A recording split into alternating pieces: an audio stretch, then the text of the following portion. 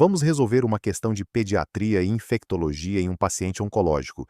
Paciente de 7 anos na quarta semana de tratamento quimioterápico para leucemia linfocítica aguda.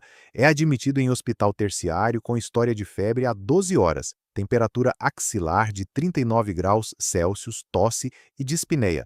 Aqui já temos um paciente de alto risco, criança em quimioterapia com febre e sintomas respiratórios. Tosse e dispneia direcionam para um provável foco pulmonar, como pneumonia.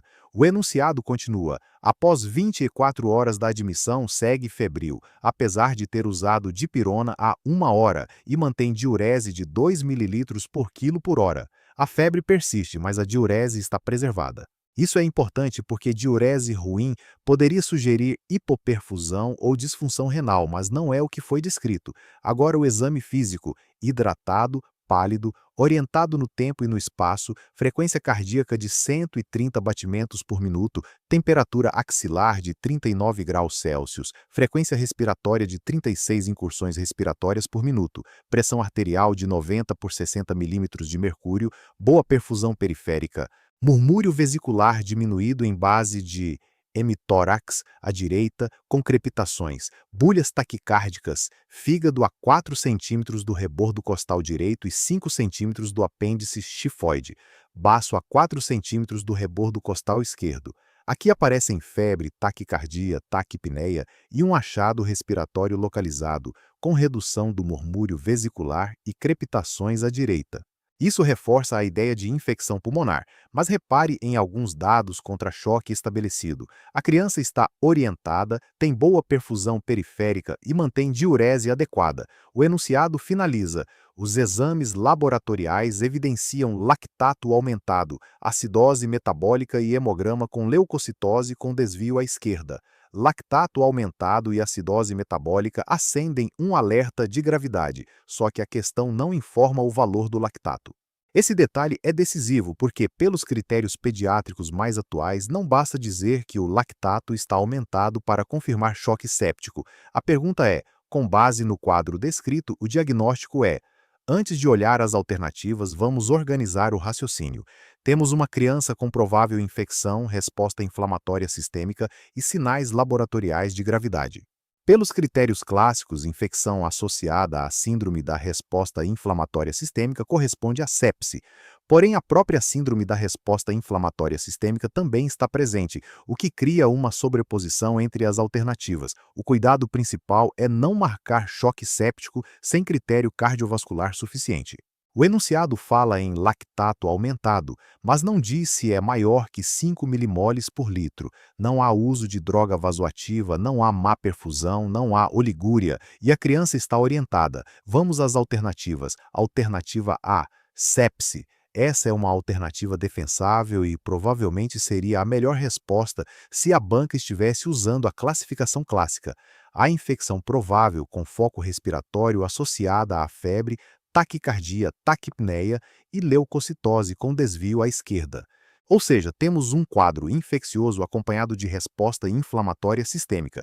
Então, dentro desse raciocínio tradicional, o diagnóstico seria sepse. O problema é que a prova também oferece a alternativa D, que descreve a síndrome da resposta inflamatória sistêmica, e ela também está presente no caso. Alternativa B: choque séptico. Aqui precisamos ter cautela. O caso é grave, mas gravidade não é sinônimo automático de choque séptico. Para falar em choque séptico, seria necessário demonstrar disfunção cardiovascular. Pelos critérios pediátricos atuais citados no comentário, isso poderia envolver hipotensão grave para a idade, lactato sérico maior que 5 milimoles por litro ou necessidade de droga vasoativa. O enunciado não traz droga vasoativa, descreve boa perfusão periférica, diurese preservada e paciente orientado. Além disso, informa apenas lactato aumentado, sem valor absoluto, então essa alternativa não pode ser assumida como correta com segurança. Alternativa C: disfunção de múltiplos órgãos. Essa alternativa vai além do que o enunciado permite concluir. Para falar em disfunção de múltiplos órgãos, precisaríamos de evidências de comprometimento relevante em mais de um sistema orgânico, por exemplo, cardiovascular, respiratório, renal, neurológico, hematológico ou hepático.